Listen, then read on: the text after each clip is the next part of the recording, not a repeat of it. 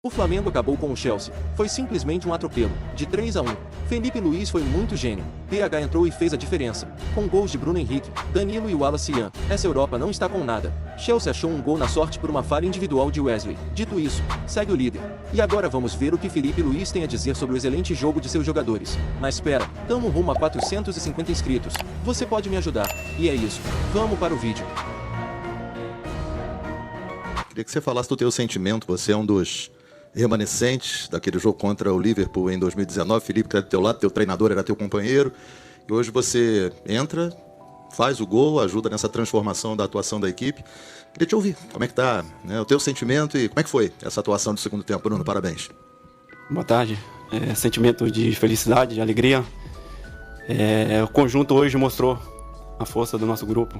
O Felipe, no intervalo, já tinha falado que nós estávamos jogando muito bem, mesmo com o placar atrás, e mandou a gente continuar fazendo o que a gente estava fazendo no primeiro tempo, e que os jogadores que estavam no banco seria muito importante para o decorrer da partida. Um jogo muito quente, com intensidade muito alta, mas o Flamengo em hora nenhuma abaixou a intensidade. Jogamos como Flamengo e conseguimos uma grande vitória diante de uma grande equipe.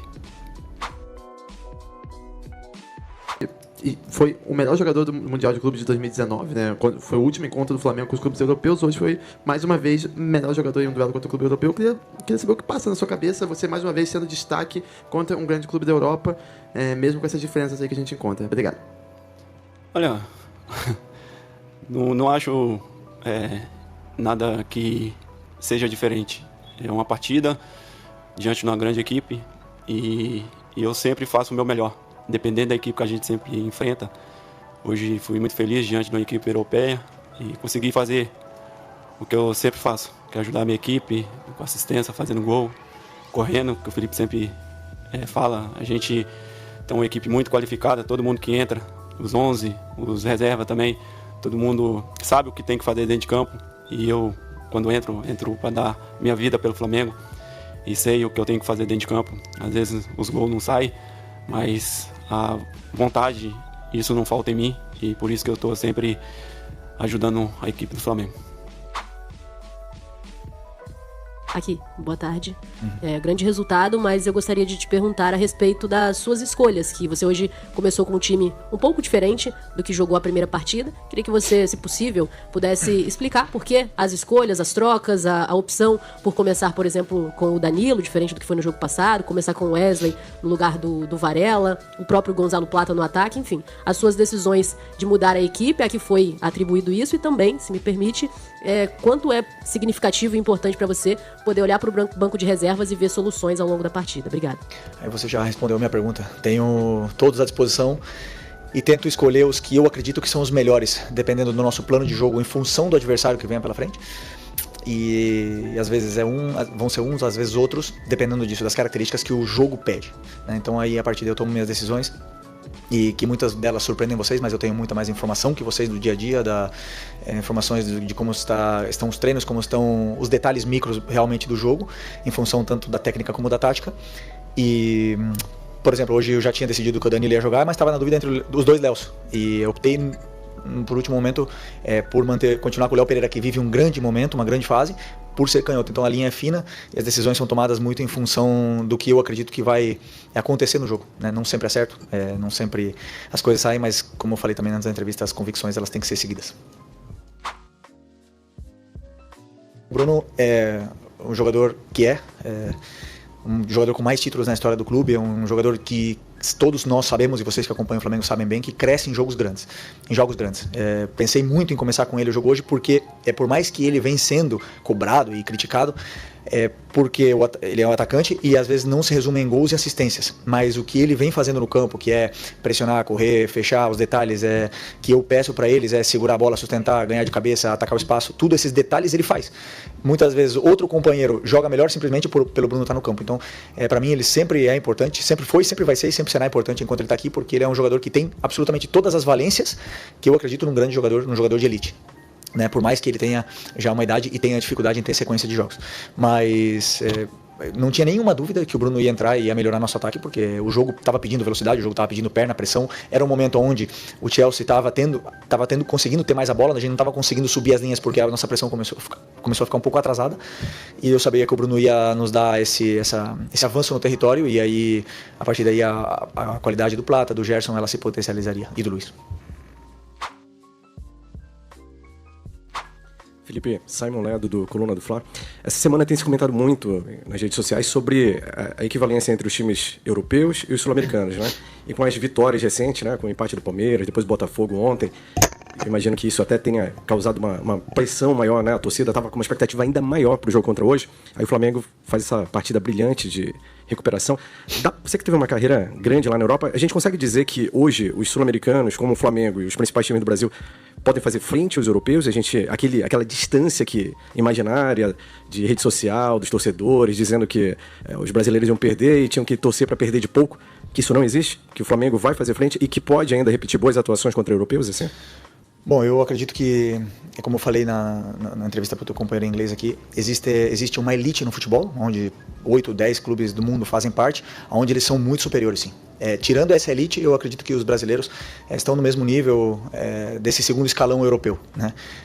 Pela forma que temos de competir, pela forma que temos de entender o jogo, de se adaptar a todas as circunstâncias, por estar acostumado a jogar em vários tipos de gramado, em altitude, em climas adversos, em viagens longas, eu acredito que isso nos gerou uma competitividade, e por ter tantos clubes gigantes no Brasil, nos gera uma competitividade que a gente não consegue, a gente não nos colocamos para baixo contra nenhum clube do mundo quando a gente bate de frente. Agora, evidentemente, que o elenco dessa elite é superior ao nosso. Isso é agora fato. Agora, dentro do terreno de jogo, dentro do campo, qualquer um pode ganhar. E o maior exemplo, hoje a gente ganhou do Chelsea, mas o Central Córdoba ganhou da gente e quase perdemos pro Tátira, quase empatamos com o Tátira lá em casa. Não foi. O futebol é assim, nunca é fácil jogar, sempre existem competições, todo mundo entra para ganhar, e isso é o que faz esse jogo ser tão lindo.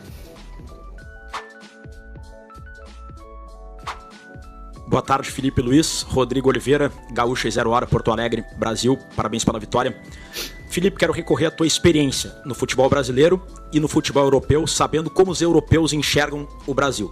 Os times brasileiros estão vencendo times europeus grandes e jogando bem contra eles.